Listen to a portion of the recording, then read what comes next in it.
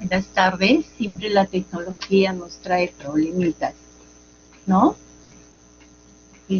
Buenas tardes a todos mis queridos alumnos. Mensaje, sesión. Tuvo problemas, parece que reciente, ya. Iremos tomando eso, ya lo veo después. Son 140 que tenemos en este momento.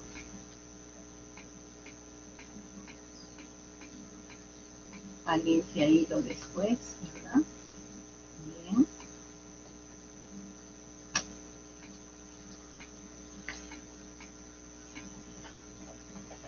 Y bueno, hoy día el tema está bastante interesante porque es una patología que con mucha frecuencia nosotros la vemos, ¿ya?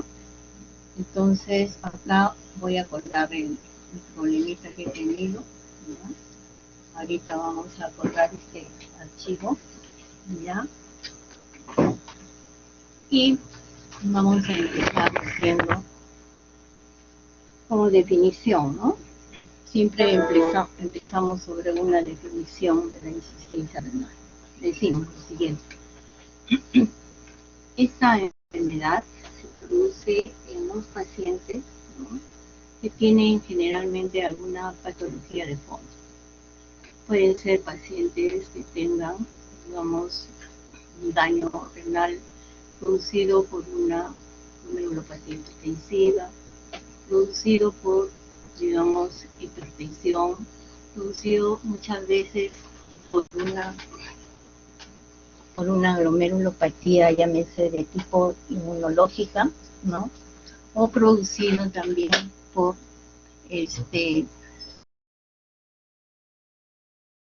agresiones, y de todas maneras siempre debemos tenerlas en cuenta. ¿Cuáles son esas agresiones que tenemos que tener en cuenta? ¿No? Decimos nosotros.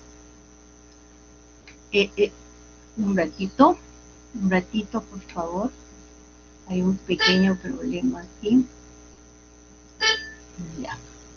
Bien. Cuando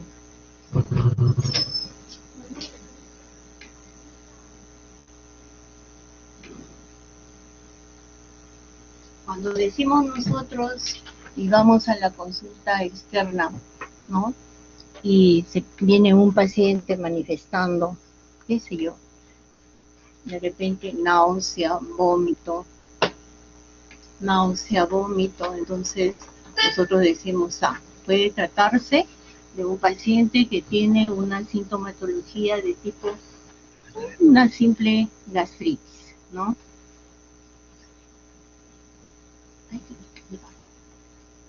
Y entonces ahí quiero pegarlo.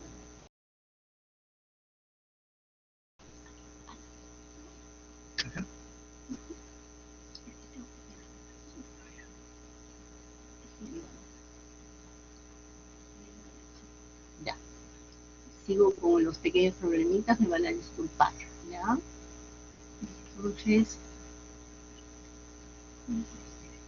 ya. Es la primera vez que me ocurre esto, pero bueno, es parte de la vida. Ya la tenemos acá la clase.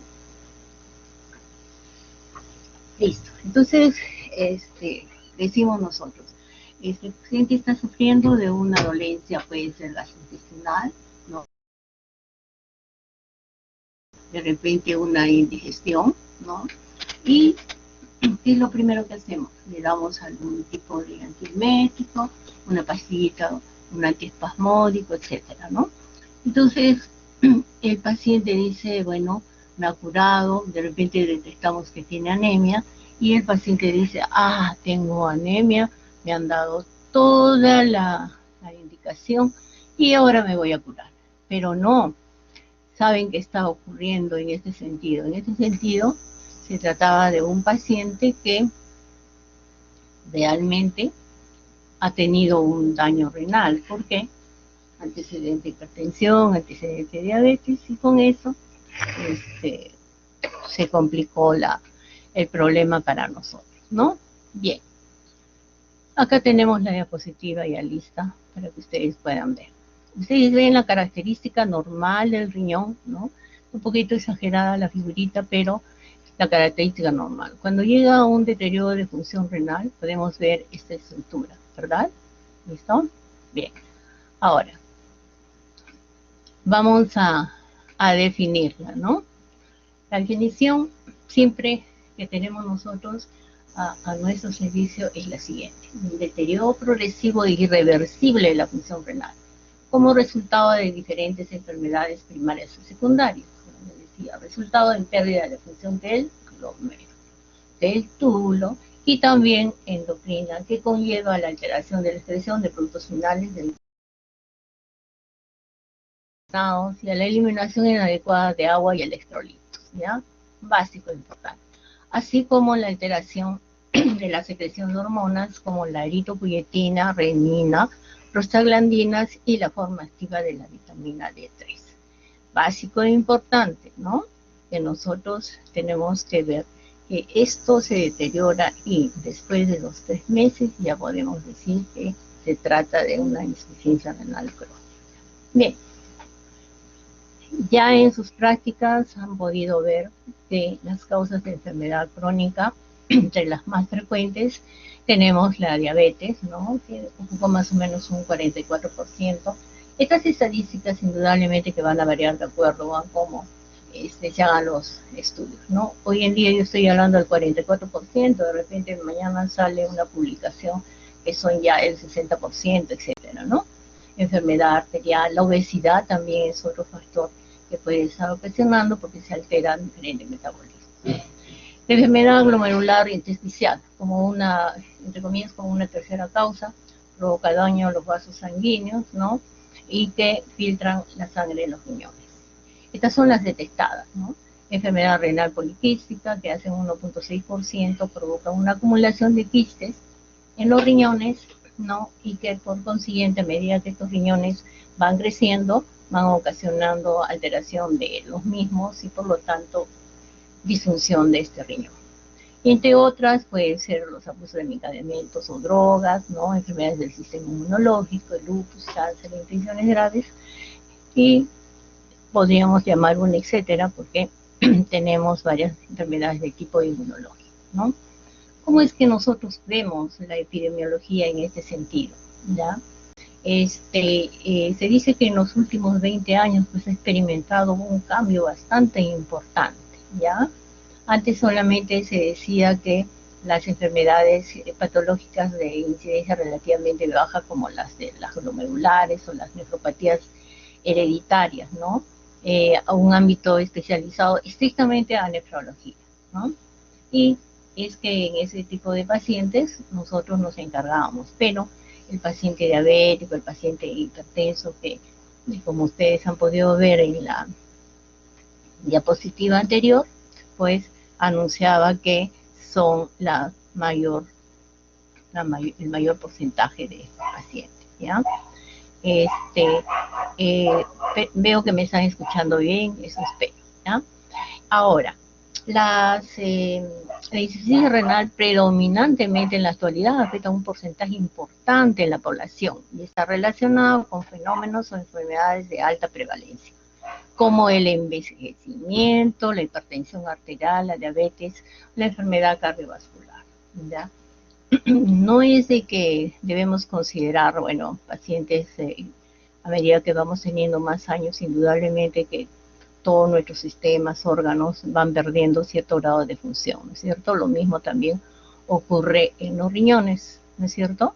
Y podríamos decir, yo hablo de una población, digamos, de un 50% de adulto mayor, indudablemente que por ser adulto mayor, por tener, digamos, voy a ponerle un corte de 70 hacia arriba, ¿no? 70, 80, 90 años, ¿no? Indudablemente que va a tener cierto grado de función renal. Pero nosotros cuando evaluamos al paciente sabemos su edad y también podemos decir, ya, se trata de tal edad, y para lo cual yo tengo que en la tablita que después vamos a llenarla sobre la estratificación, tenemos que decir corresponde a tal porcentaje, ¿ya? Puede tener un 80%, un paciente de 80 años de edad, ¿no? y ese 80% para él está excelente, pero para uno de 40, pues no, porque ya tiene cierto grado de disfunción renal. ¿Ya? Bien. Los pacientes con insuficiencia renal avanzados, incluidos en programa de tratamiento renal sustitutivo mediante diálisis y trasplante, se consideran la parte visible del iceberg que constituye el gran problema de salud pública que es la insuficiencia renal crónica. En un hospital en el que yo trabajo, el Hospital Revaliati, un buen porcentaje de lo que es para todos los servicios se lo lleva el servicio de nefrología. ¿Por qué? Porque tiene diálisis peritoneal, tiene hemodiálisis, tiene salud renal, tiene trasplante renal, tiene el servicio para colocar los catéteres, ¿no? Entonces, un buen porcentaje, ¿no? Al inicio, este porcentaje se ve involucrado en aquellos pacientes que están en trasplante, pero ya después va bajando porque la inmunosupresión la vamos bajando y en cuanto a costo es menor, ¿no? Pero si se queda un buen porcentaje de pacientes con insuficiencia renal, ¿no? Este costo siempre va a continuar de igual manera y como todo en la vida los insumos suben y de esta manera tenemos un problema desde el punto de vista económico, ¿no? Hasta hace unos 10 años atrás, ¿no? Quizás un poco menos, solamente recibían tratamiento de hemodiálisis o diálisis peritoneal y o trasplante aquellos que tenían el segurito o aquellos que tenían dinero y podían ir a una clínica privada. Hoy felizmente tenemos otras formas para poder lograr un, digamos, sistema, ¿no? De que estos pacientes puedan lograr por lo menos un beneficio, si no es trasplante renal, pero por lo menos un tratamiento de soporte dialítico, sea hemodiálisis o diálisis peritoneal. La fisiopatología, los mecanismos son bastante claros. 3 alteraciones, bajo 3 mecanismos, llegan a este grado de insuficiencia renal, o sea, el deterioro de la función renal, tanto funcional como anatómica, ¿ya? Entonces, ¿qué es lo que sucede? Tenemos una esclerosis glomerular con infiltración celular, coagulación intraglomerular y alteraciones de la presión intraglomerular. Bajo estos 3 mecanismos se llega a un estado de insuficiencia renal prácticamente en un deterioro final, ¿ya? Ahora, en cuanto a la primera, esclerosis glomerular, infiltración celular. ¿Cómo es la infiltración celular? Los macrófagos y los linfocitos tienen capacidad para modular la actividad biológica de las células renales, en especial las mesangiales. Recuerden, mesangiales, ¿ya? Los macrófagos estimulan la proliferación de fibroblastos y la síntesis de colágeno, además de producir interleucina, ¿no? Que media la liberación de otros factores como el activador plaquetario. Las plaquetas también liberan activadores plaquetarios, trombosano A2 y heparinasa, que pueden inducir proteinuria por neutralización de las cargas negativas de la membrana. Bien, entonces acá está bastante claro. Ahora, el factor de crecimiento liberado por las plaquetas induce a la proliferación de células del mesangio, tal como habíamos dicho al empezar estas alteraciones. El trombosano A2 disminuye la fracción de filtración y causa isquemia del glomérulo, ¿no? La heparinasa liberada actúa sobre el heparansulfato y causa alteraciones eléctricas de la membrana celular y proteinuria, y por lo tanto nosotros vemos la secuencia de todos estos factores y las alteraciones que se producen. Otro de los mecanismos, coagulación intraglomerular. Es un estado de coagulación intravascular limitado al riñón. Participa en la génesis de la esclerosis glomerular, por supuesto, ¿no? Esa trombosis ocurre como resultado de la activación de la cascada de coagulación secundaria a la activación del complemento y las plaquetas, por la liberación de sustancias activadoras por las células endoteliales, o también como respuesta a sustancias procoagulantes liberadas por la membrana, las células endoteliales y los macrófagos mismos, ¿verdad? Entonces he querido hacerlo casi puntualmente, para que de esta manera no se haga muy engorroso, porque sobre mecanismos pues hay páginas de páginas. Ahora, ¿qué sucede con las alteraciones de la presión interglomerular?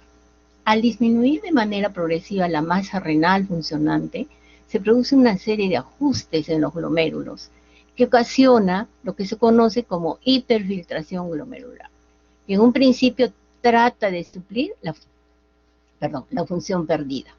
Ahora, este sobretrabajo genera con el tiempo esclerosis glomerular progresiva hasta la atrofia. Y una de las cosas, ustedes ya han visto los exámenes de auxiliares que se emplea para ver cómo se ve una ecografía, ¿no? Podemos ver de que en la ecografía hay un aumento de la ecogenicidad, y esto traduce esta atrofia que se produce en el riñón, que ya se está deteriorando. Ahora, ¿cuáles son los factores de riesgo para llegar a un grado de insuficiencia renal crónica? Ahí en la diapositiva le puse grado 5, ¿no? Pero en forma progresiva, desde que tenemos grado 2, 3, 4, 3A, 3B, 4 y el 5, se van produciendo, y nosotros tenemos que ir mediando de alguna manera cuáles son esos factores. Las proteínas. Siempre que van a nefrología y ven un paciente y dice, tengo orinas espumosas, ¿no? Ya el estudiante, ¿no?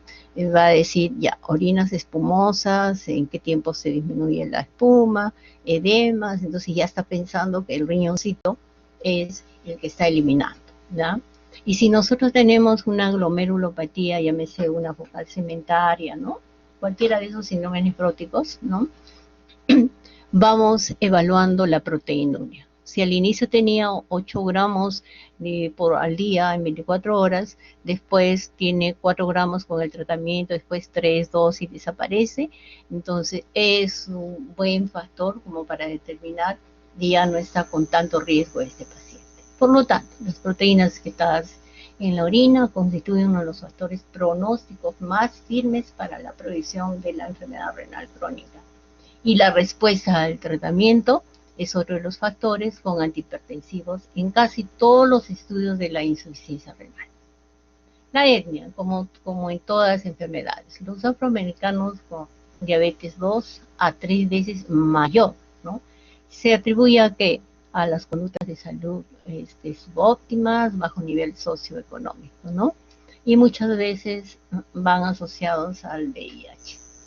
Exceso mayor en varones que en las mujeres. El tabaquismo también se ha asociado con la proteinuria, ¿ya?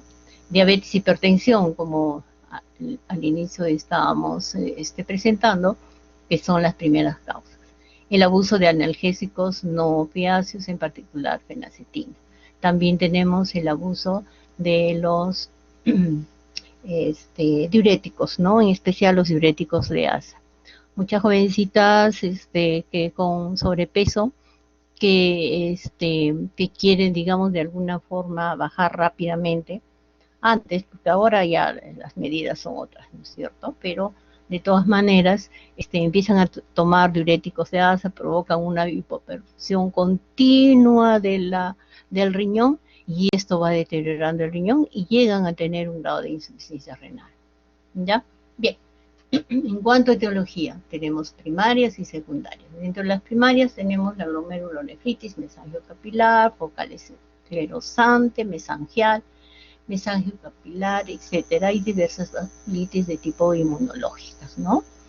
Esas son las que de un momento a otro parecen y tenemos que estar en alerta, ¿no?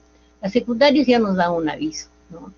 Indudablemente que la diabetes, la hipertensión, el síndrome, el lupus eritematoso, que es otra de las cosas que siempre lo tenemos más en los jóvenes, ¿no? En las mujercitas, ¿ya? Y las neoplasias, ¿no? Son las que siempre debemos estar pensando en que va a haber un compromiso desde el punto de vista funcional del riñón.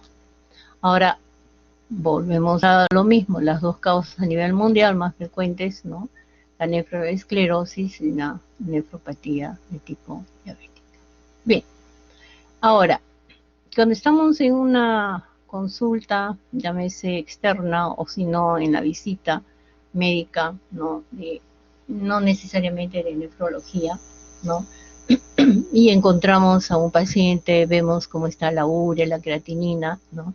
Y necesitamos saber casi al momento, ¿no? En un momento, cómo está el grado de filtración, el grado de filtración de la tasa de filtración del glomérulo, ¿no? Glomerular, que indica toda la función de ambos riñones. Empleamos esta fórmula, ¿no? De educación de Crawford, la cual se elaboró para predecir el clearance de creatinina, aunque se ha utilizado para estimar la tasa de filtración glomerular.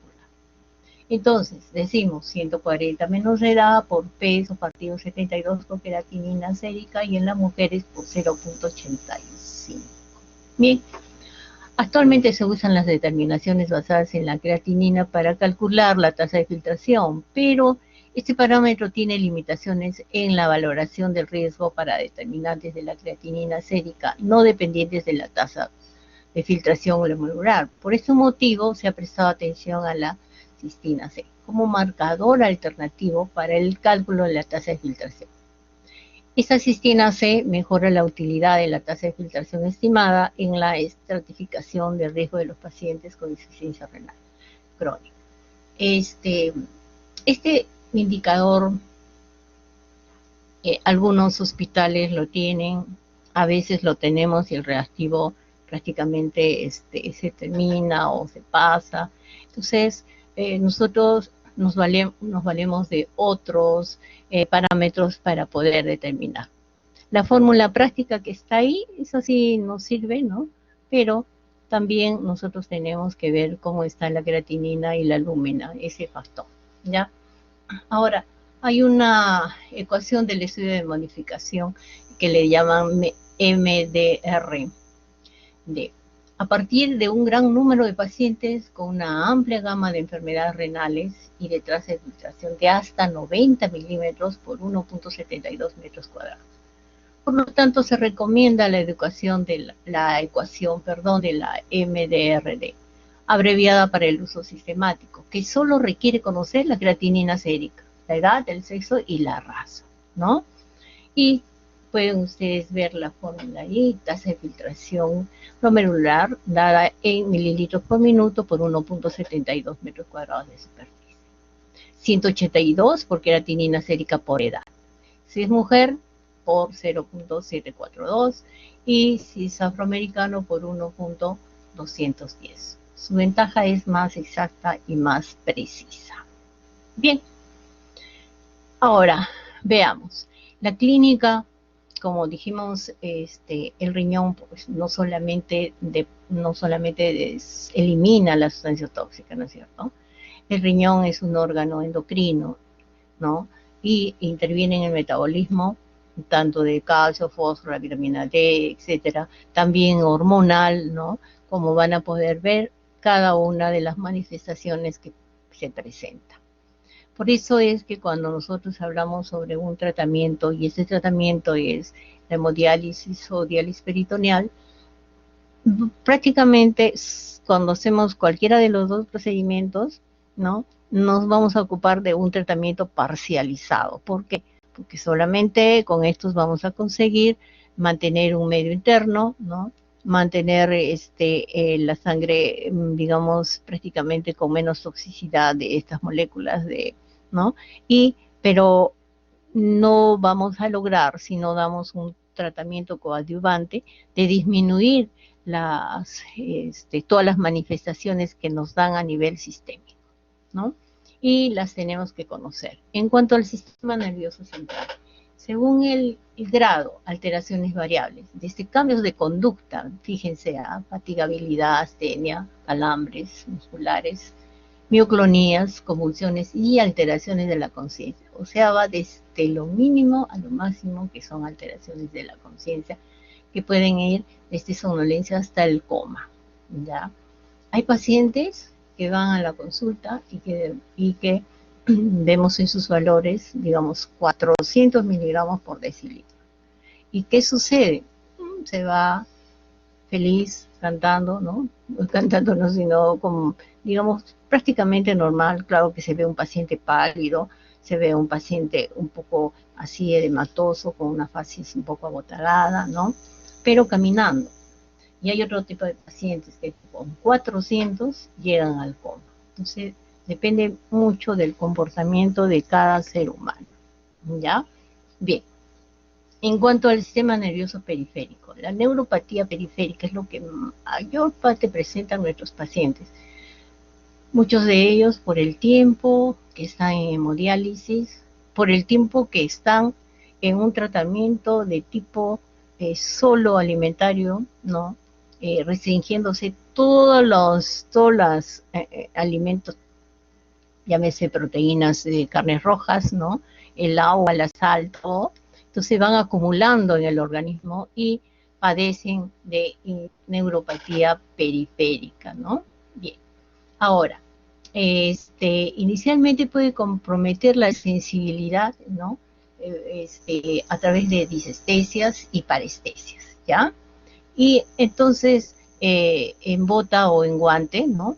Y que muchas veces vemos al paciente que cuando se sienta empiezan las piernitas empiezan así inquietas, se llama el síndrome de piernas inquietas, empiezan como a temblar, ¿no? Si nosotros estamos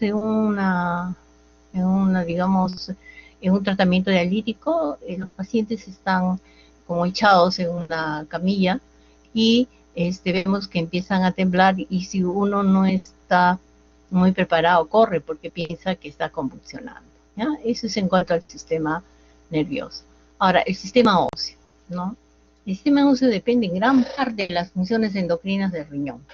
La osteodistrofia renal, cuya etiología es el hiperparatiroidismo secundario, puede ser de alto recambio y de bajo recambio, ¿ya?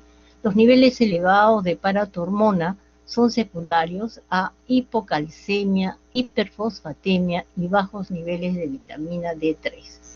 Siempre que hacemos esta pregunta, nos las contestan porque yo pongo bastante hincapié en esto, ¿no? Niveles elevados de paratormona son secundarios a hipocalcemia, hiperfosfatemia y bajos niveles de vitamina D3. Los pacientes con insuficiencia renal tienen disminuidos los receptores para la supresión de calcio en las glándulas paratiroides. Una vez que el paciente tiene insuficiencia renal cercana al 20%, existe disminución de calcio ionizado, que actúa como estímulo para la glándula paratiroides y se inhibe, ¿no?, la alfa-1 hidroxilasa, encargada de producir el metabolismo activo de la vitamina D3. La respuesta está bastante clara de lo que sucede. La manifestación clínica es la osteitis fibrosa quística con fibrosis de la médula ósea y depósitos de material osteoide. La enfermedad ósea de bajo recambio se divide en dos. La enfermedad ósea B. Ahora, ¿cómo sucede en la enfermedad osteodinámica? En la cual hay supresión de la paratormona, ¿ya? Que generalmente se presenta en personas mayores y diabéticos o en casos de intoxicación por aluminio. Y la osteomalacia, poco frecuente en la actualidad, es el segundo tipo de enfermedad de bajo recambio y se acompaña con depósitos óseos de aluminio. Hasta hace un buen tiempo atrás, bueno, ya prácticamente el siglo pasado, se utilizaban los quelantes de fósforo, que era el hidroxialuminio. Ejercía su función, disminuía el fósforo, pero se acumulaba el aluminio. Y como consecuencia podía traer esto, ¿ya? Bien, listo. Ahora, en cuanto a la clínica, ¿cómo se presenta? Es florida y a veces va desde dolores óseos leves, ¿no? Fracturas patológicas, ya cuando el grado de osteodistrofia renal es bastante importante. Calcificaciones periféricas, extraóseas y quistes subcondrales. Se puede observar que el paciente de repente se agarra el codito y a veces son manifestaciones que pueden ser confundidas con, digamos, con la gota, etcétera, ¿no? Pero en este caso son calcificaciones extraóseas. Los niveles séricos de calcio ya no siempre se correlacionan con la severidad acá es, bueno, acá decía, la severidad de la, digamos, del nivel sanguíneo, ¿ya? Con el cuadro clínico, ¿ya? Y también con los hallazgos de desmineralización ósea constantes, ¿ya? Bien, tenemos que tener en cuenta bien este factor, porque como han podido ver ustedes, definitivamente, si nosotros no tenemos presente esta alteración del metabolismo óseo, el paciente de repente se da una vuelta en su camita y se fractura, ¿no?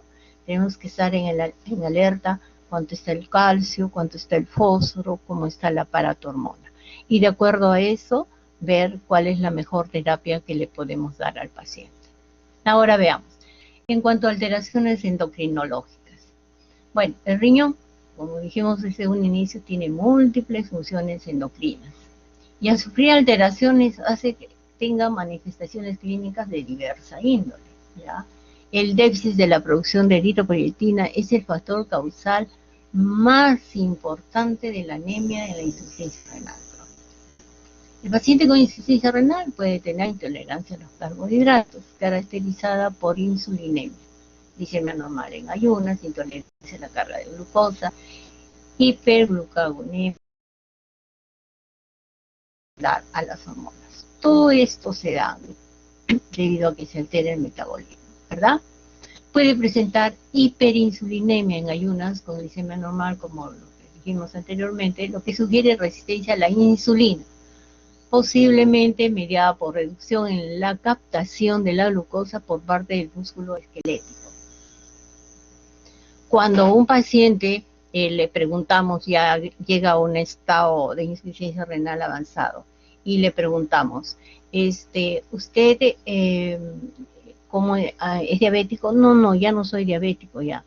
Entonces ya me curé, pero no es que se curó, sino que precisamente por la insuficiencia renal ya la glucosa prácticamente ya no sale, digamos, a nivel sanguíneo, porque se está produciendo esta alteración, ¿ya?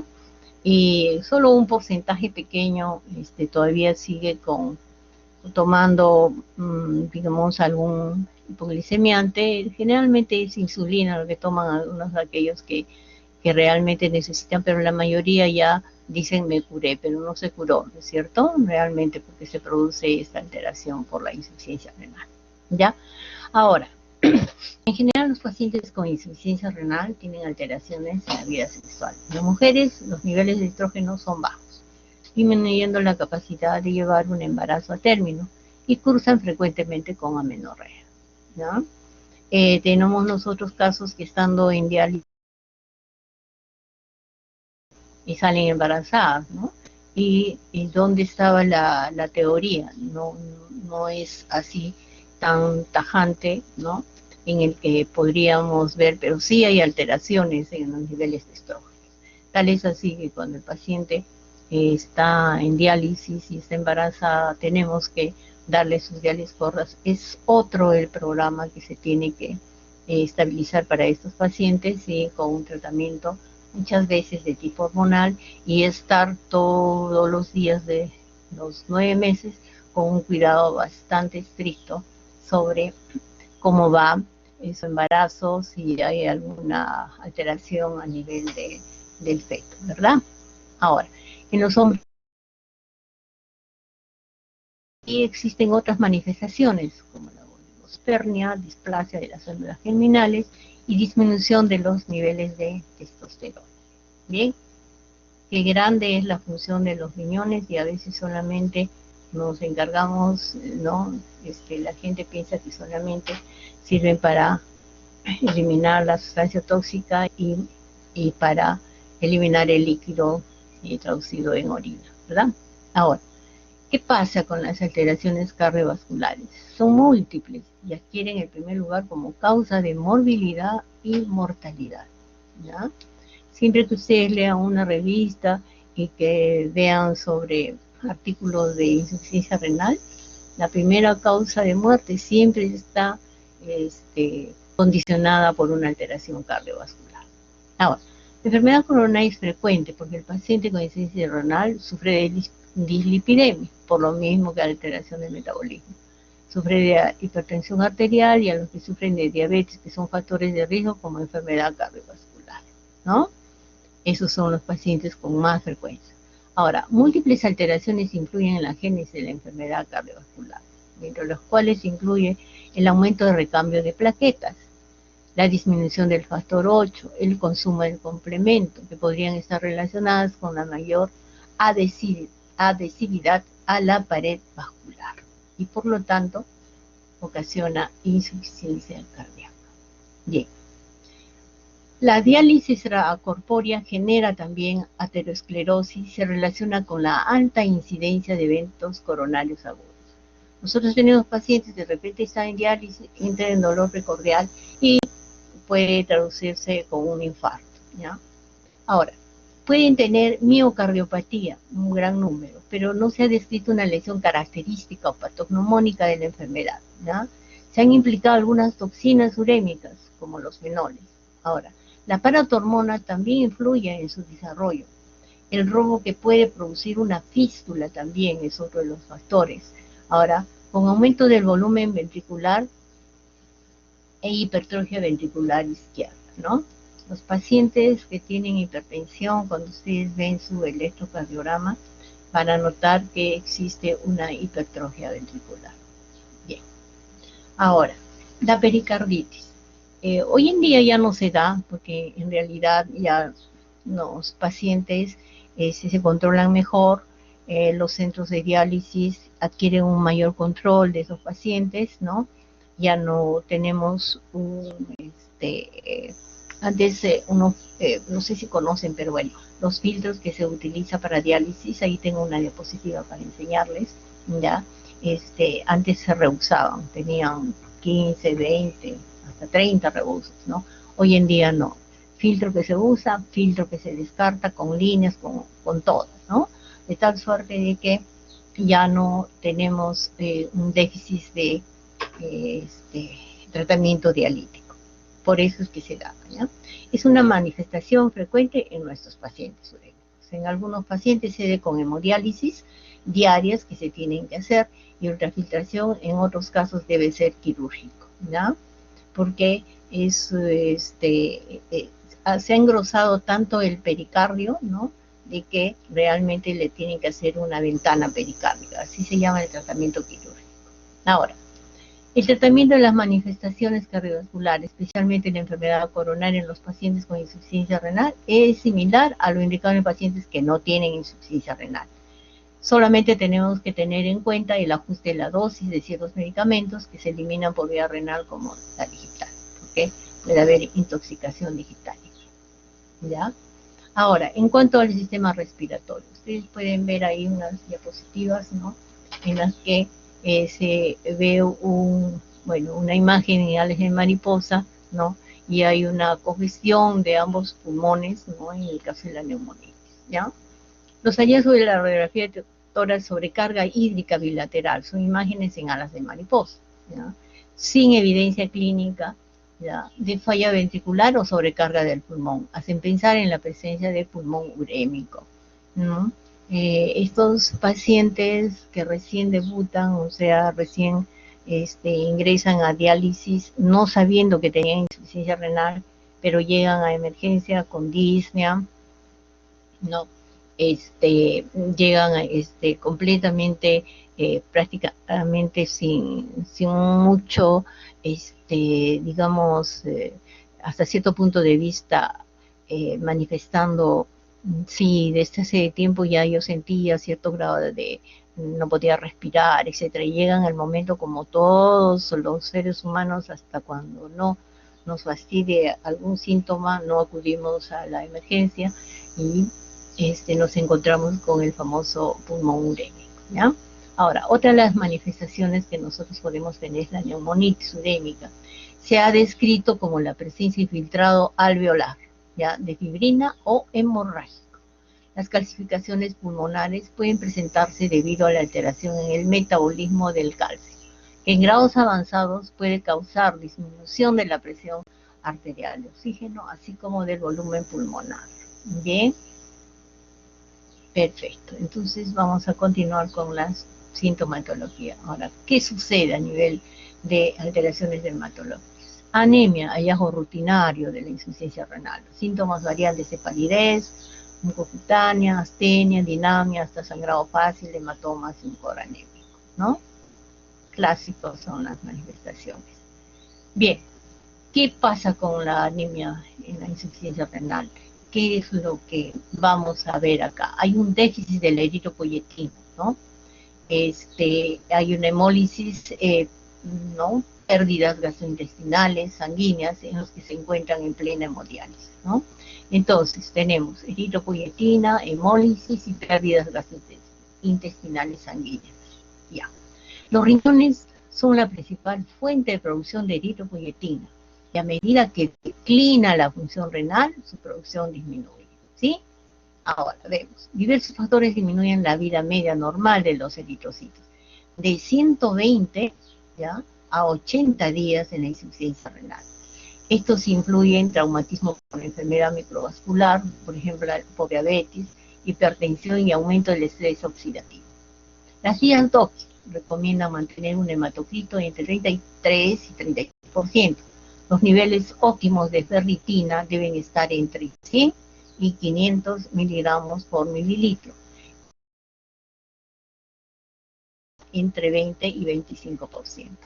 Teniendo estos valores como guía, llámese valga la redundancia, los tenemos bastante presentes nosotros en nuestros pacientes que se encuentran en diálisis, y no tratamos de superar estos valores, sino siempre mantenerlos bien controlados, de tal suerte de que, aparte de dar nuestro tratamiento dialítico, vamos no curando, sino, digamos, manteniendo en control esta anemia.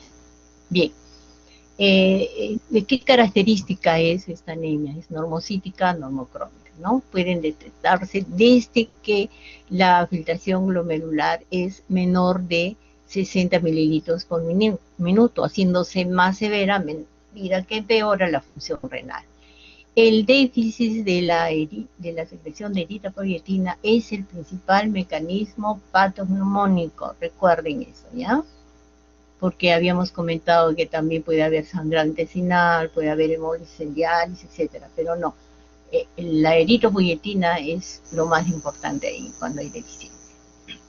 Ahora, ¿cómo es que se traducen las manifestaciones dermatológicas, no? El color de piel. Prurito es un 80% y su etiología es la atrofia de las glándulas sebáceas, la cirrosis y la hiperfosfatemia, así como la hipocalcemia, ¿no?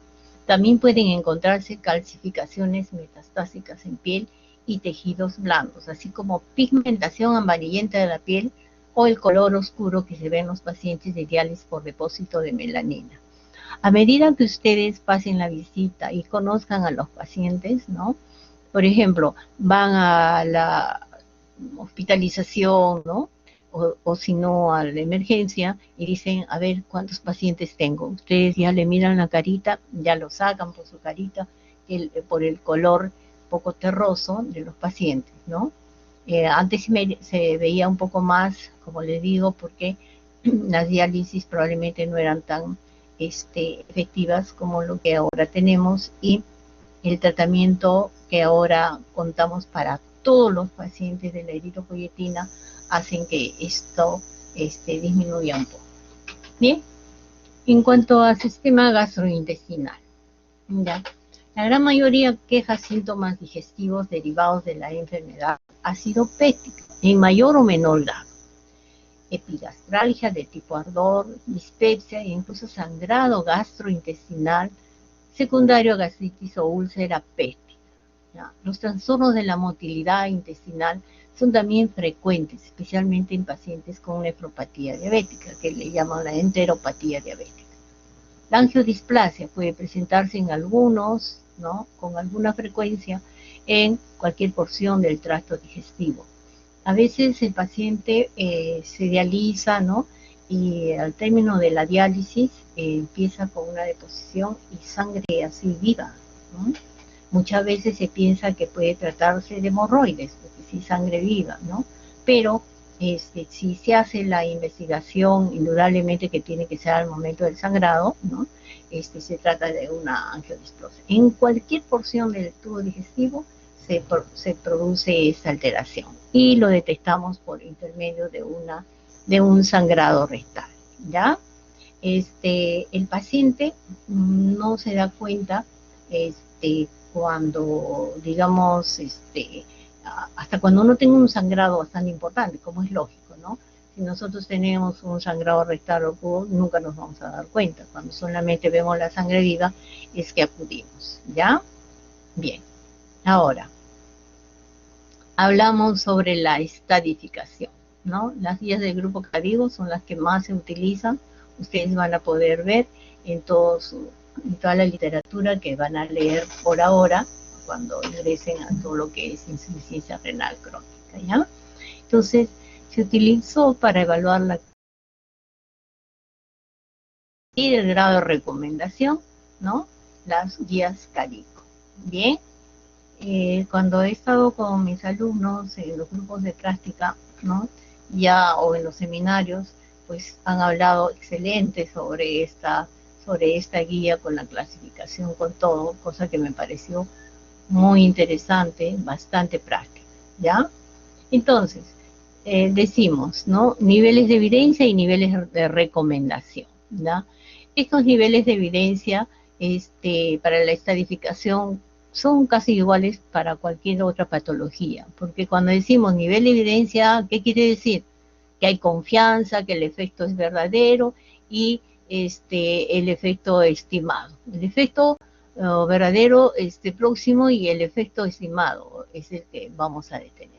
Cuando hablamos de un grado D, pues la calidad de la evidencia es muy baja. El efecto estimado es muy incierto y con frecuencia será erróneo, ¿ya? Bien, en cuanto a los grados de recomendación, tenemos aquí el grado nivel 1, nivel 2. Pero esto, tómenlo como referencia, les va a ayudar, que también se puede utilizar para otras patologías. Ahora, en cuanto a nosotros, en cuanto a los marcadores de daño, nosotros habíamos hablado sobre la proteinuria, pero acá vamos a detenernos específicamente sobre la albuminuria elevada, ¿no es cierto? ¿Ya? Bien, y cuando nosotros vemos alteraciones en el sedimento urinario, miren este examen tan simple que es el sedimento urinario, pasa desapercibido, ¿no es cierto? A ver, lea un sedimento urinario antes cuando hacíamos la práctica, ¿no? Entonces, desde mirar el pH, mirar la densidad, ¿no? Desde que nosotros miramos la característica así a nivel macroscópico y hasta cuando vemos realmente a nivel de microscopía cómo está, entonces miramos que hay unos cilindros serios en la estructura de este sedimento, ¿no? Entonces, esto ya nos está explicando que hay alteraciones ya de daño más estructural, de daño renal. Entonces, ya por este sedimento de orina simplemente, ¿no? Podemos decir, uno, la característica es un color de la orina, ya no tiene color la orina cuando existe la uremia crónica, ¿verdad? Todo se acumula en la sangre, ¿no? Ya. Y otro, son los cilindros serios que se presentan, son alteración del pH, etc. ¿Ya? Ahora, indudablemente que las alteraciones electrolíticas u otras alteraciones de origen tubular también vamos a poder observar. Alteraciones estructurales histológicas. Tenemos, digamos, por el estudio de querer saber cuál es la etiología de la insuficiencia renal, muchas veces hemos hecho biopsias en pacientes que tienen, por ejemplo, un grado de insuficiencia renal, un 3A, ¿ya? En el cual todavía hay cierta córtico medular adecuada como para poder ver. Y ahí indudablemente que los glomérulos van a salir esclerosados, ¿no? Ahora, hay alteraciones estructurales en prueba de imagen. Hace poco habíamos conversado sobre la ecografía, que la ecogenicidad, pues indudablemente se alteraba, ¿no? Ahora, El filtrado glomerular disminuido con una frecuencia glomerular menor de 60 mililitros por 1.7 metros cuadrados de superficie corporal es como parámetro para ir determinando ya el grado de insuficiencia renal. Y ese 60 lo tenemos acá, entre 60 y 68. Bueno, estas son las categorías del grado de enfermedad renal, ¿ya? Dice, se basa en la causa y en la categoría y también en las categorías de albúmina, ¿ya? Grado 1, 2, como ustedes pueden ver acá, 3A, 3B, 4 y 5. ¿Qué es lo que sucede en la literatura cuando nosotros hablamos de insuficiencia renal grado 5? Está escrito desde hace mucho tiempo como insuficiencia renal crónica terminal. Ya habíamos conversado con alguno de sus compañeros que decirle a un paciente tienes un grado de insuficiencia renal crónica terminal, el término, valga la redundancia terminal, ocasiona ya un impacto en el paciente desde el punto de vista psicológico grave, ¿verdad? Porque a nadie nos gusta que nos digan tiene algo terminal, ¿verdad? Por eso es que, y por otras cosas más, indudablemente, ¿no? Entre otras cosas, por eso es de que cuando nosotros tenemos un paciente que tiene un grado de filtración menor de 15 mililitros por minuto, tenemos que decirle, explicarle una hojita, ¿no? Estos cuadritos siempre los tenemos ahí en el consultorio, de tal suerte de que le explicamos al paciente, usted tiene una depuración, una filtración glomerular, en el mejor término de sus palabras, para llegar al paciente de menor de 15 mililitros por minuto. ¿Qué quiere decir esto? ¿No? Y le explican en la tablita. El grado 1 es mayor o igual a 90, el grado 2, etcétera, etcétera, hasta que llegan al grado donde el paciente le sale el resultado, ¿no? Y le dice, ahora casi prácticamente tenemos que dar un tratamiento porque su riñón ya no está funcionando, ¿no? Y existen alternativas, o sea, darle la mayor claridad de lo que está sucediendo con el paciente y apoyarlo desde el punto de vista de todo lo que va a traer después, ¿no? Hay un antes y un después de la insuficiencia renal en todos los pacientes. Ese antes está a cargo de nosotros, ¿ya? El después está a cargo de la familia, porque a la familia también le tenemos que explicar. No solamente el paciente es el que sufre, ¿no? Sino la familia es la que va a alterarse, muchas veces hay abandono de parejas, etcétera, o de lo contrario, el paciente está venido a menos desde el punto de vista psicológico. Por lo tanto, existe un equipo multidisciplinario, ¿no? En cuanto a nutrición, trabajo social, servicio social, psicóloga, enfermeras y médicos, pues, por supuesto, ¿no? Para encaminar al paciente, ¿ya? El paciente no solo se enferma, como vuelvo a repetir, se enferma toda la familia. Entonces, ahí teniendo esta clasificación, ¿no? También la categoría es en cuanto a lo de dosaje de albuminuria, ¿no? Ahí pueden ver ustedes a 1, a 2, a 3, digamos a 2 como ejemplo, 30 a 300 miligramos, ¿ya? Moderadamente elevado, ¿no? Y muy elevado cuando es mayor de 300, ¿ya? Acá tenemos la explicación que la vamos a pasar porque ya hemos comentado, ¿no? Y acá este es el cuadrito, donde vamos a unir el grado de pronóstico, ¿no? Todo lo que está pintado en rojito, ¿no? Aunque no está en rojito, pero bueno, es un grado alto, ¿no? Es el más alto. El más alto lo podemos tener acá, en grado 5, ¿ya? Y A3. Entonces juntamos el grado categoría de descripción del rango G5 con albuminuria A3. Ese es el peor grado que podemos tener, ¿no? O sea, acá el paciente definitivamente ya se encuentra, definitivamente ya está en diálisis preparándose para un trasplante renal, ¿no? Es un jueguito que tienen ahí, que se puede ver, la explicación la podemos tener acá, ¿ven? Digamos, riesgo de referencia, no hay enfermedad renal, el verde, ¿no? el amarillo, el riesgo moderado, naranja, riesgo alto, y el rojo, riesgo muy alto, ya. Eso es lo que Cadigo nos había expresado para nuestros pacientes. Ahora, después de ver toda la sintomatología, después de estadificar nuestra insuficiencia renal, ¿no? ¿Cuáles son las indicaciones, ¿no? Está el paciente y le decimos, bueno, vamos a hacer un tratamiento, si es de grado 1, más que todo es ver si es diabético, es hipertenso, si tiene alguna glomerulopatía de fondo, ¿no? Cualquiera de estos factores para explicarles cómo va a ser su seguimiento, alargar la insuficiencia renal. En vez de que se presente a los 5 años o de repente a los 3 años, alargar de 15 a 20 años, ¿no? Controlando presión arterial, controlando su glicemia, controlando el factor de tipo inmunológico, que es un poquito más difícil, por ejemplo, en el caso de pacientes lúpicos, pero no imposible, ¿ya? Se le explica al paciente y se le dice, hay alternativas para los cuales nosotros vamos a curar, lo vamos a controlar, de tal suerte que usted, dentro de estas alternativas, tenemos hemodiálisis, diálisis peritoneal y el trasplante renal, ¿no? La mejor alternativa es el trasplante renal, indudablemente, porque al hacer un trasplante es un riñón nuevo que va a cumplir todas las funciones, ¿no?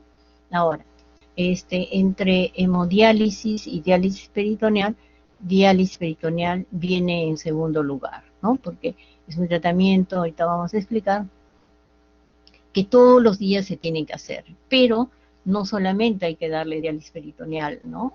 Esta modalidad, sino también tenemos que ver cómo está el fósforo, el calcio, paratormona, cómo está la anemia, etcétera, y hay otros factores que van de la mano con la insuficiencia renal, ¿no?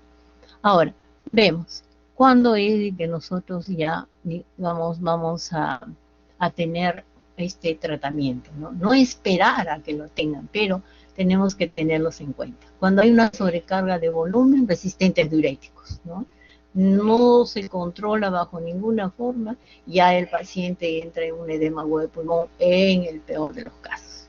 Hiperpotasemia, ¿no?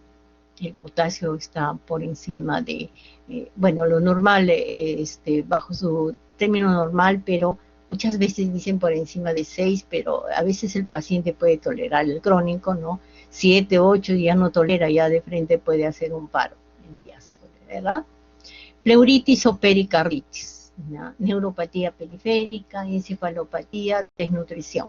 ¿Por qué hemos puesto acá desnutrición? Porque tenemos pacientes que, siendo curados con un síndrome nefrótico, eliminan el síndrome nefrótico severo, me refiero a eso, ¿no? Eliminan proteínas de tal suerte que llega a un grado de desnutrición el paciente que lo único que se tiene que hacer es prácticamente anular, deteriorar esos riñones nosotros mismos, ¿no? ¿Cómo lo hacemos, ¿no? Lo hacemos a través de diálisis, lo hacemos a través de AINES, etcétera. Hay diferentes formas, no se operan, sino médicamente, de tal suerte de que tenemos que cortar esa proteína severa que se está dando al paciente y está alterando el estado clínico del paciente, llegando a una desnutrición severa, ¿no? En la diálisis se le puede alimentar, se le puede nutrir y entonces se corta ya la proteína severa. Luego, náuseas y vómitos persistentes y una hemorragia urémica, ¿no? Acá tenemos otras. Acidosis metabólica, siempre que va el paciente a emergencia, siempre le tomamos gases en sangre. Entonces vemos, esa acidosis metabólica generalmente se acompaña también de la hipercalemia. Recuerden, ¿ya? Acidosis metabólica, hipercalemia. Hipertensión resistente, ¿no? También hiperfosfatemia grave, hipocalcemia grave, ¿no? Son estados en los cuales tenemos que tener en cuenta. Ahora, como decíamos, bueno, yo lo he puesto acá primero hemodiálisis por la diapositiva, pero en realidad podríamos haber puesto la mejor alternativa, que es trasplante renal, luego diálisis peritoneal y seguidamente hemodiálisis, ¿ya? Pero bueno, vamos a hablar sobre a rasgos bastante detallados y puntuales, porque hay capítulos de hemodiálisis, capítulos de diálisis peritoneal y por lo tanto de trasplante renal. Bien, primero me preguntaré qué pacientes pueden ingresar a hemodiálisis, ¿no? Mi primera alternativa es decir al paciente que necesita un tratamiento y que ese tratamiento, el más adecuado, es diálisis peritoneal. De frente no se le va a decir que necesita un trasplante renal, porque eso no puede ser. Para hacer un trasplante renal, lo vamos a ver posteriormente, hay que evaluar al paciente decimos ahí, desde los pies hasta la cabeza, ¿no? Es un examen completamente detallado, como un como un, estadiaje de todo su organismo, de tal suerte de que si encontramos cualquier alteración, tenemos que decirle al paciente, vamos a curar esto, o si hay un cáncer, o si hay una patología que tenga que ser operada, como vesícula, que generalmente a veces están con litiasis, ¿no? Primero tiene que ser operado, etcétera. El cáncer tiene que ser curado, esperar 5 años, para que de esta manera pueda darse un trasplante, ¿verdad? Entonces no le vamos a decir al paciente en primera instancia. Entonces lo primero que le podemos es la diálisis. ¿Por qué? Si no tiene fístula, le ponemos un catéter inmediatamente, ¿no? Bajo un edema pulmonar, bajo una hipercalemia, es lo primero que tenemos que hacer y lo llevamos a el tratamiento que se llama hemodiálisis, ¿no? Aquellos pacientes que realmente no encontremos venas, porque hay pacientes que a veces no se les puede encontrar venas, llámese digamos, subclavia, femoral, etcétera. Entonces, en esos pacientes, como tratamiento agudo, también se les puede dar diálisis peritoneal, porque sí existe también diálisis peritoneal para paciente agudo. Generalmente nosotros damos hemodiálisis, ¿ya? Bien, hay que pensar en todas esas alternativas. Entonces, hemodiálisis consiste en que la sangre se extrae. Acá pueden ver una... A ver, vamos a ver. Con el punterito. No. Ya, sí, ya, bien.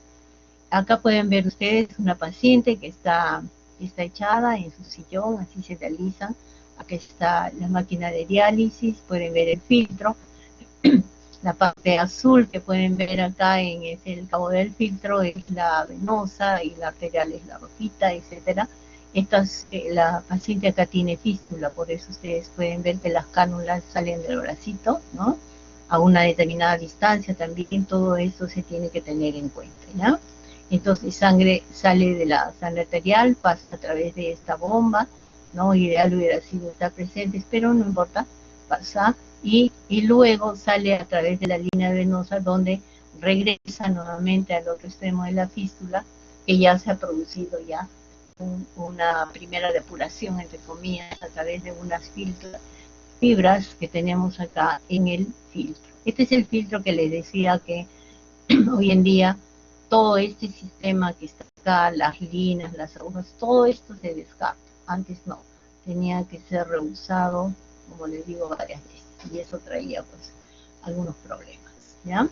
Entonces, la sangre se extrae del paciente a través de un circuito extracorpóreo, se extrae mediante una aguja de una fístula o de un catéter e ingresa, ¿no? El catéter puede estar acá, en femoral, o puede estar acá en su clave, ¿no?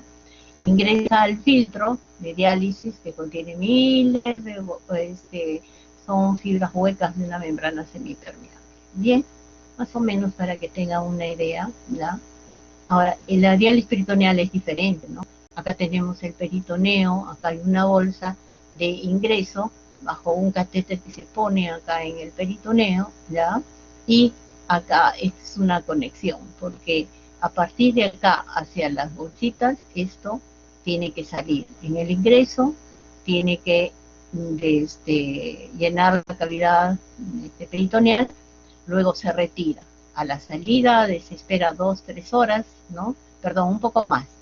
3 horas, a veces 4 horas se espera, y se vuelve a conectar y ya sale todo el fluido de desecho, ¿no? Acá se puede ver de 2 colores, claro, porque acá ya sale con toda la sustancia tóxica de la diálisis que se ha producido acá en el peritoneo, ¿no? Dice, se introduce 3 a 4 litros. Generalmente son 2 litros y medio, ¿no? De líquido de diálisis a través del catéter en la cavidad abdominal, en la cavidad peritoneal. Este líquido se deja actuar en el organismo aproximadamente 2 horas, ¿no? Y luego es extraído. Al inicio, para tener, digamos, que se acostumbre el peritoneo y la cavidad peritoneal a soportar esta cantidad de líquido, ponemos poca solución y lo mantenemos por poco tiempo, ¿ya? Después es de que ya vamos, cuando el paciente lo realice en su casa, porque una de las indicaciones que tiene que hacer es que este tratamiento de diálisis peritoneal lo hace el paciente. ¿Cómo lo hace el paciente? El paciente de todas maneras, ¿ya? Tiene que acostumbrarse así, tiene que acostumbrarse a recibir unas clases que prácticamente nosotros le obligamos, porque quien va a hacer el tratamiento es el paciente. Desde cómo colocar la bolsa, cómo lavar la mesa donde se va a colocar la bolsa, primero cómo lavarse las manos. La primera clase es cómo de lavarse las manos, se tiene que cubrir la boca con una mascarilla, etcétera, ¿no? Hoy en día que todos estamos usando la mascarilla, antes solamente usaban los pacientes, ¿no?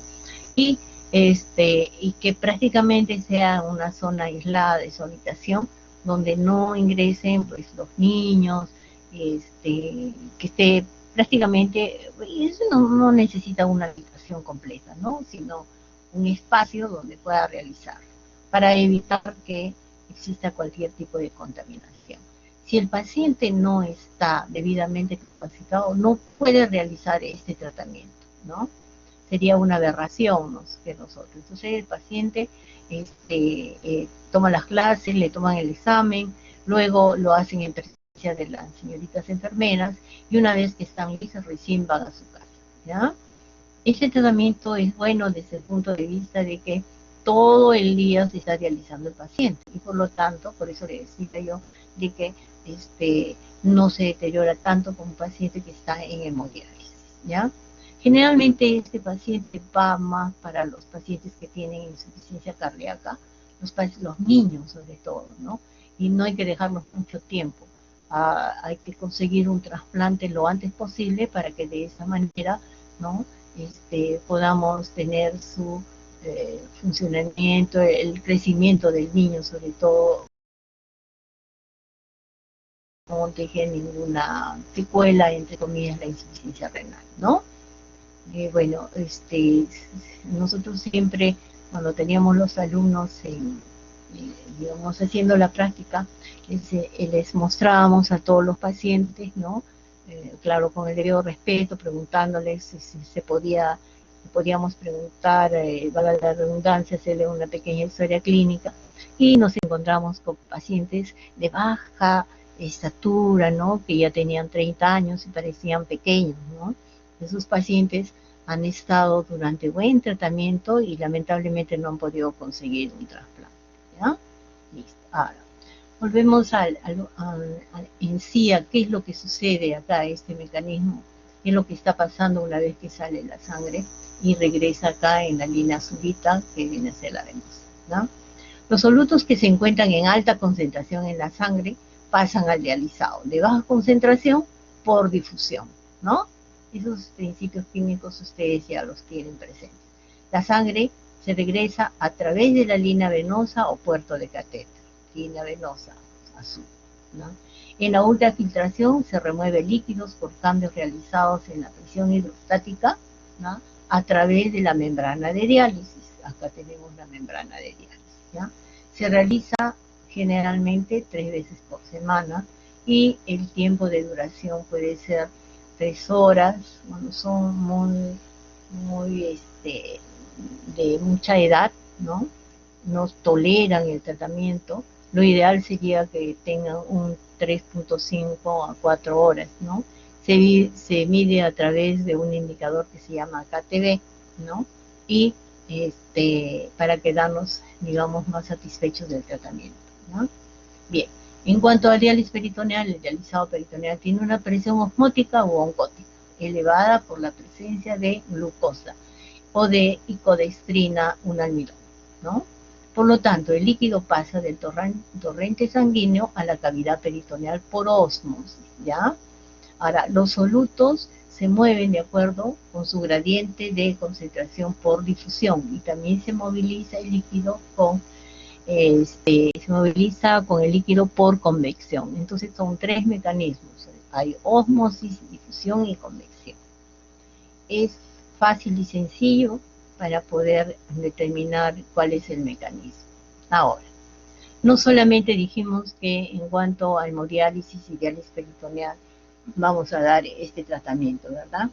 Dijimos de que acompañado al tratamiento de la diálisis peritoneal, de la hemodiálisis, tenemos que ir de la mano con optimizar la anemia, el control del fósforo, control del ácido base, con movilidades cardiovasculares, el hiperparatiroidismo, ¿ya? Que tienen que ir de la mano y controlar. En las clínicas de diálisis el control se realiza cada mes, ¿no? Y cada mes tenemos que variar cuánto de eritropoyetina vamos a colocar, ¿no? Y de esa manera podemos tener el tratamiento, si no es del todo integral, pero por lo menos llegar a ser, ¿ya?, adecuado desde todo punto de vista, ¿ya? Entonces, esta anemia que se da en nuestros pacientes es normocítica, normocrómica, como lo vimos anteriormente. Utilizamos la eritropoyetina recombinante, que puede ser 2.000 a 4.000 unidades, ¿no? Hoy en día solamente, bueno, tenemos de 2.000 unidades, ¿no? Si los valores son menores de 10 a 12 miligramos por decilitro, ¿ya? Si son estos valores menores o existe alguna sintomatología. También tenemos que tener en cuenta el déficit de hierro, en cuyo caso la anemia sería microcítica hipocrómica. Entonces saturamos la médula con sal ferrosa, pero generalmente lo hacemos con una ampolla de fierro sacarato, para que de esta manera podamos optimizar. No todo el tratamiento, digamos, durante todo el tiempo vamos a dar el fierro sacarato, porque llega un momento en que ya sus valores de ferritina, el porcentaje de transferina, la saturación de transferina llegan al límite, pues ahí detenemos y solamente nos quedamos con la eritropoyetina, ¿no? Como lo habíamos mencionado anteriormente, ¿no? El rango en el que se deben encontrar, ¿no? Los niveles de hierro entre 59 y 158, no pasar de este rango y para poder hacer un mejor control. Ahora, en cuanto a ferritina, entre 100 a 500 nanogramos por decilitro, y el índice de saturación de transferina da si es menor de 20%. Si está alterado, se indicará hierro, por supuesto, ¿no? Entonces tenemos que ver todos estos parámetros: ferritina, saturación de transferina y el porcentaje de hierro, ¿ya? También debemos suplir con ácido fólico y vitamina B12. La vitamina B12 la ponemos en ampollas después de la cantidad de vitamina B12 que debemos colocar, porque tampoco podemos producir una intoxicación por vitamina B12, ¿ya? Lo mismo también sucede con el ácido fólico, de tal suerte que siempre vamos a ir de la mano haciendo los controles, ¿ya? Ahora, esto sí es bastante importante que tengamos, todo es importante, pero a veces por motivos de que no hay, digamos, en los diferentes hospitales no todos pueden dosar, por ejemplo, la paratormona, ¿no? ¿Y qué es lo que sucede? Un poquito como que a ciegas uno va controlando, viendo, pero es un poco difícil el manejo si no tenemos el control del calcio, del fósforo, de la paratormona. Entonces su control es muy importante. ¿Para qué? Por lógico, para evitar el hiperparatiroidismo, ¿ya? Se pueden administrar quelantes de fósforo cuando la tasa de filtración glomerular cae por debajo de 30 a 60 mililitros por minuto. Los análogos de la vitamina D ayudan a suprimir la hiperactividad de la glándula paratiroidea. ¿Qué recomendaciones podríamos tener? mantener la concentración sérica del fósforo entre 3 a 4.6 miligramos por decilitro, ¿ya? Ahora, muchas veces si por ejemplo llegan a 5, 5.2, lo más importante es limitar el fósforo en la dieta, ¿no? 800 a 1000 miligramos por decilitro. Y les decimos lo más común y corriente, que no tomar leche, derivados de la leche, envasados, embutidos, el pescado que contiene alta cantidad de fósforo. Momentáneamente les tenemos que decir, porque ya ellos están, los pacientes en diálisis ya están un poquito, como les puedo explicar, cansados de que no come esto, no come el otro, ¿no? Se le tiene que explicar bien, como toda explicación bien dada, el paciente la va a recibir de la mejor manera, porque sabe cuál es la causa y sabe por qué está, digamos, en estos días, digamos, que tienen el fósforo alto, están restringiendo o anulando, por ejemplo, el pescado que les puede gustar mucho, ¿ya? Explicando todo va bien. Ahora, cuando la concentración sérica de paratormona supera los 65 picogramos por mililitro, si el calcio sérico es mayor de 10.2 miligramos por decilitro, reducir o interrumpir los análogos de la vitamina D y o cambiar a un quelante fósforo que no contenga calcio, ¿no? Si nosotros continuamos dando la vitamina D, ¿no? ¿Qué es lo que va a suceder con el huesito? Se va a producir así como una galletita por el exceso de la cantidad que estamos dando, ¿no? Y en cualquier momento puede sufrir una fractura espontánea al solamente voltearse en la cama, como lo que habíamos comentado anteriormente. Bueno, entonces, volvemos a tener esta diapositiva, creo que un poco más, con más explicación, las indicaciones aceptadas, ¿no? De reemplazo renal, ¿ya? Sobrecarga de líquidos resistentes que no respondan a diuréticos. Hiperpotasemia, acá les decía, mayor de 6.5 mil equivalentes por litro. Como les dije anteriormente, ¿no? Hay pacientes que con 6.5, con 7 llegan caminando de lo mejor, pero para la teoría, ¿no? Se considera este parámetro, ¿ya? Ahora, signos de uremia, pericarditis, neuropatitis, indiscutiblemente que tiene que ser considerado. Acidosis metabólica con un pH menor de 7.1, ciertas intoxicaciones por fármacos también, ¿no? Siempre la historia clínica básica para poder determinar qué es lo que debemos hacer. Bueno, acá nosotros tenemos, si antes lo mirábamos en el esquema de esa silueta con el peritoneo, la entrada y la salida, ¿no?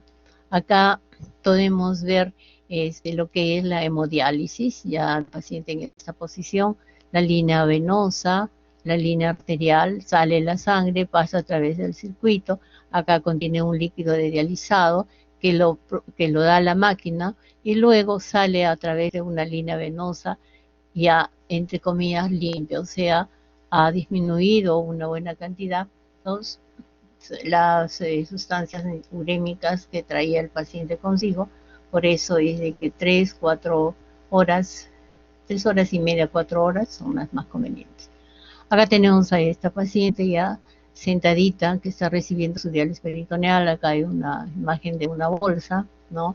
Esto ingresa al peritoneo.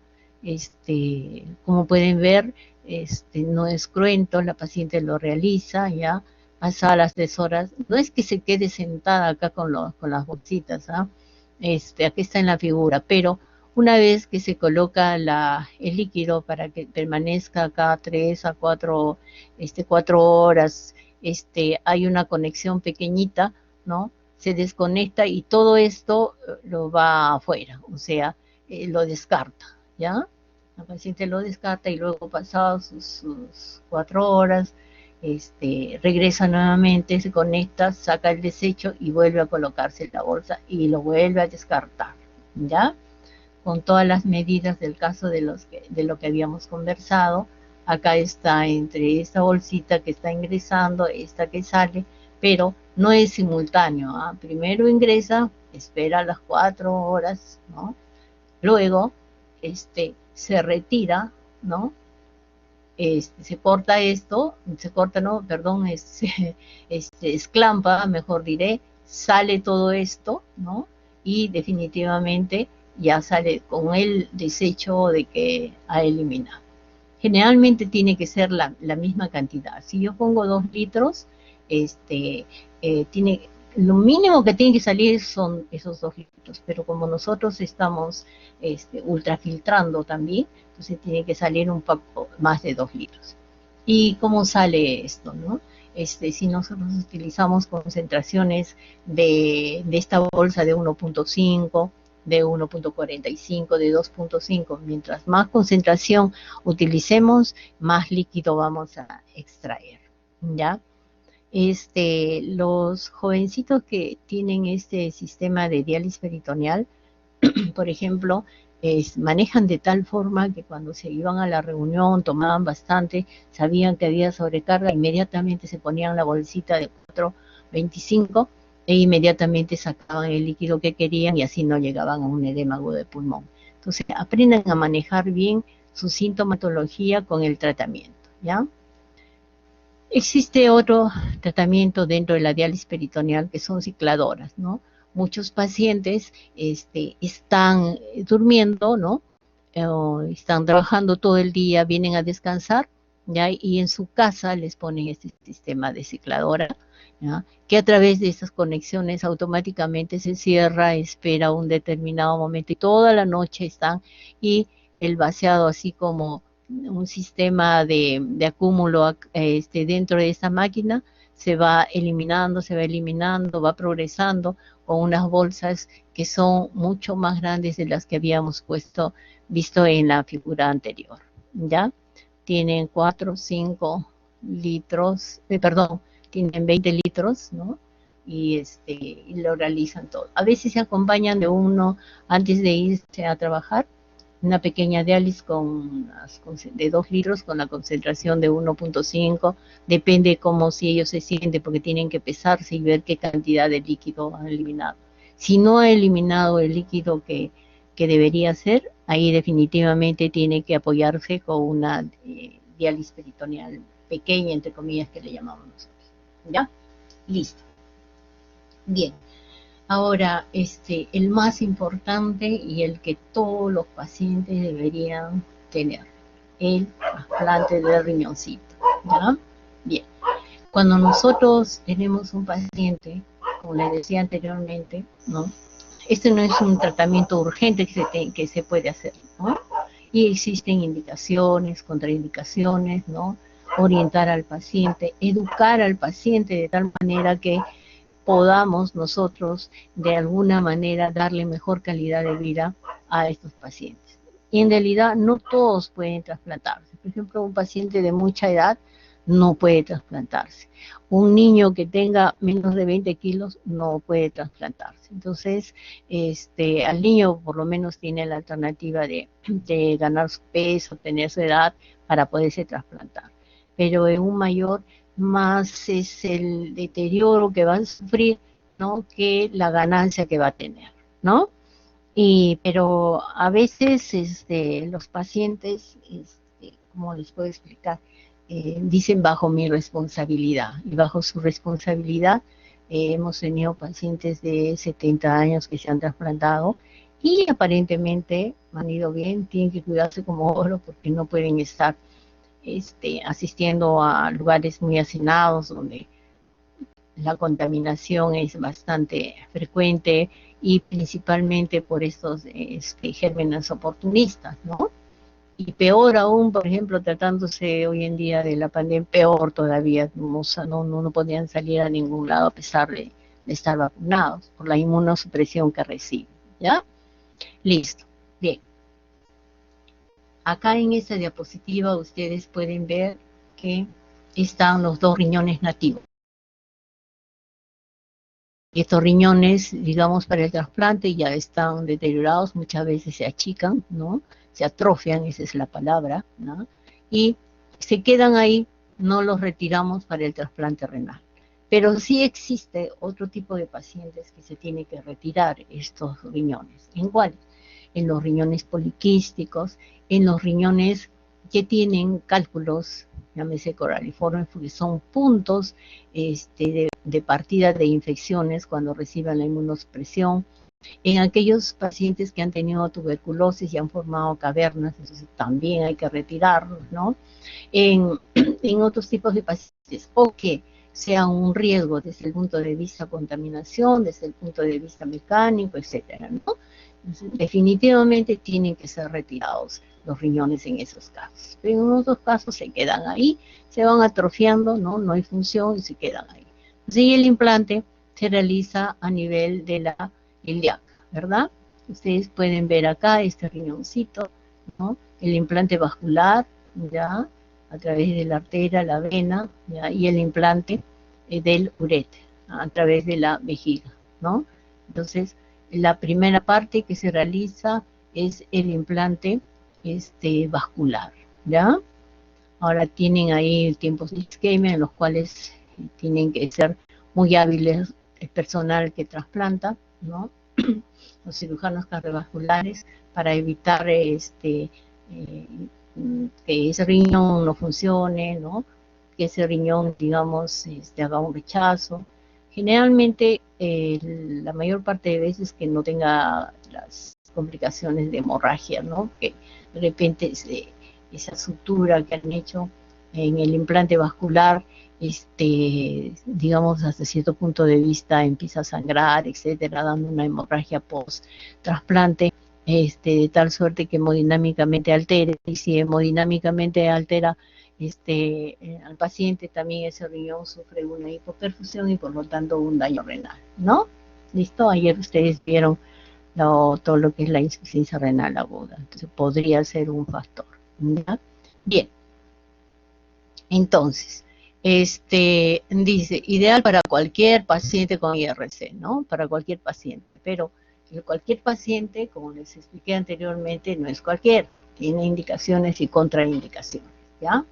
Bueno, han podido ustedes ver en la diapositiva anterior la colocación de un riñón sano en otra persona, donante cadavérico vivo relacionado o no relacionado.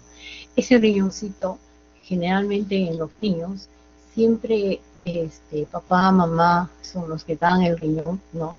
Y de esta manera pueden lograr un trasplante ideal para su niño, ¿no? Pero la etiología del causado, la insuficiencia renal en el niño, muchas veces podría ser una focal cementaria. Entonces, ahí, en esa focal cementaria recidiva, básico, importante, se le tiene que decir a papá o mamá o tía, quien esté dando el riñón, de que puede recidivar, no puede, sino recidiva. Entonces, la focal cementaria recidiva la va a tener, ¿no? Otras patologías, si bien es cierto, no las tiene, pero se le explica bien al familiar que ha donado el riñón el cuidado que debe tener. ¿Ya? ¿Listo?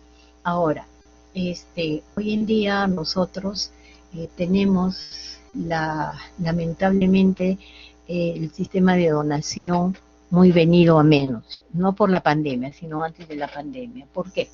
Porque nuestros pacientes, la gente de nuestra población, ¿no? Estoy hablando a nivel lo que es Perú, lo que es Lima, provincias, ¿no? Generalmente no están muy aptos a donar el riñón de su familiar que tiene muerte cerebral, ¿no? Porque en muerte cerebral es cuando se les consulta. A pesar de que en la historia clínica, en el DNI, dice el familiar, por ejemplo, ¿no? El que tiene muerte cerebral dice, dona riñones, sí ponen ahí en el DNI. A pesar de eso, el equipo de trasplante siempre tiene que preguntar a los familiares, tiene que decir, ¿está apto? ¿No? Usted quisiera donar, ¿no? Porque su hijo, por decir, ¿no? El hijo de ese señor o señora que le estamos pidiendo la donación, ha puesto en su DNI, no, que yo quiero que mi hijo se vaya completo, etcétera, ¿no? Son muchas razones que las tenemos que respetar, ¿no? Como hay otros que Sí, efectivamente, sí, sí, él dijo y también me dijo a mí, dice el familiar, ¿no? De que sí quería donar, entonces la donación se hace mucho más factible y en esa donación son 2 riñones, son 2 pacientes los que van a adquirir este riñón, ¿verdad? Es algo ideal, es algo maravilloso, ¿ya? Ahora, a pesar de que los esposos no son, digamos, consanguíneos, entre comillas, ¿no? Pero por lazo matrimonial también es donante vivo no relacionado, ¿no es cierto? Por lógica, ¿ya? A pesar de eso, se les considera como, que sí se puede, claro, siempre y cuando sea compatible, ¿no es cierto? Como un donante de relación marital, ¿ya? Ahora, el donante cadavérico, como le decía, es más difícil. Tenemos una lista importante de estos pacientes que acuden, ¿no? Se preparan y la preparación no es de un mes, la preparación a veces es de un año, porque si se tienen que operar de la vesícula, si se tienen que hacer nefrectomías por alguna noxa que vaya a ocasionar una infección posteriormente, eso demora un poco, ¿no? Eso también es otro de los inconvenientes, que a veces el pacientito se aburre, que está en diálisis, ya no quiere saber nada, porque como es lógico, las citas no son tan continuas, ¿no? Y ahí pierden un poco de interés, ¿no? Pero hay otros que sí lo hacen y logran su trasplante, ¿ya? Listo. Hasta hace un tiempo atrás, diré 20 años podría ser, ¿no? 25 años por ahí, habían, no, más, debe ser más tiempo, porque salen en los periódicos, como avisos, ¿no? Unos dicen, vendo mi carro, vendo mi casa, vendo qué sé yo, y decían ahí, vendo mi riñón por tal y tal cantidad, y ponían ahí su dirección. Hoy en día se ha prohibido desde el punto de vista legal que se haga eso, porque ese es comercio de órganos, ¿no? Hoy en día no se permite que exista esto, pero entre comillas, escondidas, a veces el que está necesitando dinero, ¿no? Le oferta algún, digamos, algunos de estos familiares que tienen insuficiencia renal y que lamentablemente no pueden ser donantes ni los padres, ni los hermanos, ni nada. Y entonces los padres están sumamente angustiados porque el hijo está sufriendo, está padeciendo de un mal, ellos lo ven, los hijos, los padres sufren lo que los hijos pasan con la diálisis, ¿no? Unos van, se deterioran desde el punto de vista psicológico bastante, y tienen que tener bastante apoyo desde el punto de vista social, ¿no? Y los padres viven esa angustia, entonces ellos piensan y van y pagan todo lo que pueden tener, sacan de donde sea para poder lograr un trasplante, ¿no? El organismo acá de nefrología renal dijo que sí podía ser factible, ¿no? No que lo venda, sino de que el no relacionado por lo menos comparta 3 identidades, ¿no? Y con eso ya no sabemos si lo venderán o no lo venderán, ¿no? Pero siempre uno tiene una anécdota que tiene que contar, ¿no? Yo tuve a una señora que tenía 5 hermanos, la señora era la mayor de todas, se quedaron sin padres y la señora que tenía que recibir el trasplante, ¿no? Fue como una mamá para todos ellos, ¿no? Ya crecieron, el menor tenía 20 años, ¿no? Y en el momento que tocó donar, todos querían donar, pero al final de cuentas unos estaban con sobrepeso, hipertensión, y se quedó uno, casi el menor de todos, pero ya mayor de edad porque tenía 20, 22 años, ¿no? Y el día del trasplante, la paciente la encontré llorando, ¿no? ¿Qué ha pasado? Que mi hermano se ha fugado del hospital. ¿Por qué? Porque dice que ya su riñón cuesta más. Le estaba cobrando a la hermana, ¿no? Y nadie sabíamos eso, ¿no? Firmarán en forma interna y entonces algunas cosas siempre nos sorprenden, sean familiares o sean vecinos, qué sé yo, porque siempre quieren tener una ganancia. cosa que nosotros no participamos, desde luego, ¿no? Porque se supone que ellos firman una, una carta en la que dice yo doy mi riñón en forma voluntaria, etcétera, ¿no? Una carta notarial. Bueno, basta de anécdotas, entonces tenemos muchas complicaciones acá para la donación de donantes no relacionados, ¿no? Y de cadavérico, por supuesto que también tenemos, ¿ya? Bueno, entonces en la fosa ilíaca derecha o izquierda, en la vena y la arteria ilíaca externa, y el uréter se implanta en la vejiga, como les había explicado anteriormente. Para que evite el rechazo, ¿no? Nos hablemos de los inmunosupresores, ¿ya? Ahora, hablar de inmunosupresores pues, es toda una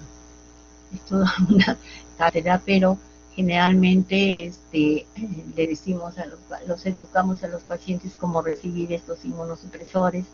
Al inicio tendrán que ser en una cantidad bastante adecuada para su trasplante, ¿no? En otras oportunidades tenemos que decirle que el abandono de su inmunosupresión va a ocasionar el rechazo, que le ha costado mucho obtenerlo, que etcétera de cosas, muchas cosas tenemos que estar constantemente dándole al paciente y también de todas maneras diciéndole al paciente de que es su vida, ¿no? Su riñón es su vida y hay que cuidarlo mucho y hacerle sus controles y apenas sientan, por ejemplo, no le decimos, cuando hay rechazo, cuando hay un dolor y el riñón se pone duro, aprenden a palpar el riñón prácticamente en el abdomen, ¿no? En la parte baja. Si lo encuentran durito, si la presión sube, si la orina ha disminuido, etcétera, esos son parámetros bajo los cuales nosotros tenemos que considerar. Como rechazo y tienen que venir urgente, y si hay fiebre peor todavía, tienen que acudir urgente, ¿ya? Ahora, la operación, como toda operación, tiene tiene no desventajas, sino tiene, digamos, complicaciones. Las inmediatas, que puede ser un sangrado, que puede ser una fístula urinaria, ¿no? Que puede ser muchas veces una anemia producida por una dehiscencia digamos, del implante vascular, etcétera. Tan pronto llega a la unidad de trasplante renal, es evaluado así, constantemente, no decir minuto a minuto, constantemente, cómo va su hemodinámica, todo eso, y apenas se sospeche de algo, inmediatamente puede entrar a sala de operaciones, ¿no? Como otras complicaciones, como cualquier otra operación, las infecciones, ¿no? Pero en nuestro caso de los pacientes trasplantados tenemos la infección urinaria por la sonda que utiliza, ¿no? Y los oportunistas, ¿no? Citomegalovirosis, por ejemplo, el herpes, que ahí está presente, tan pronto recibe la cantidad que le corresponde, que es alta, que le corresponde el primer día de trasplante, inmediatamente ahí están los oportunistas listos para ejercer su acción y producir malestar en el paciente y también en los que lo tienen que cuidar, ¿no? ¿Listo? Bien. La familiar también se le tiene que educar, ¿ya? Yo ya lo estoy haciendo un poquito aburrida, me van a disculpar, pero es tan extenso de que realmente se pueden haber pasado cosas que ya le dan una revisadita, ¿no? Ahora, ¿qué cosas debemos decir? Siempre en toda enfermedad, en cualquier enfermedad, no solamente hay que ir a tratar la enfermedad cuando ya todo está hecho, ya el síntoma ya lo puede dar, el diagnóstico puede darlo cualquiera. Entonces, tenemos que hacer la prevención básica en los pacientes, sobre todo en aquellos que tienen cualquier comorbilidad. Llamemos presión arterial, llamemos diabetes, llamemos alguna glomerulopatía de tipo hereditario, llamemos poliquistosis también renal, y a esos pacientes desde temprana edad se les va diciendo cómo son los controles para que no lleguen a, digamos, muy pronto al grado de insuficiencia renal, ¿no? Bien, les damos algunas pautas, acá traje unas, entre otras, ¿no? Siempre le decimos que las personas mayores deben beber agua, los niños también, ¿no? Para evitar deshidrataciones, pero una deshidratación, por supuesto, que no le va a llevar a una insuficiencia renal. Eso es para que se acostumbren, controlen el régimen alimentario, no consumir mucha sal, ¿no? Dietas de alto valor, contenido proteico, ¿no? Evitar alimentos procesados o con aditivos, ¿no? De fosfato.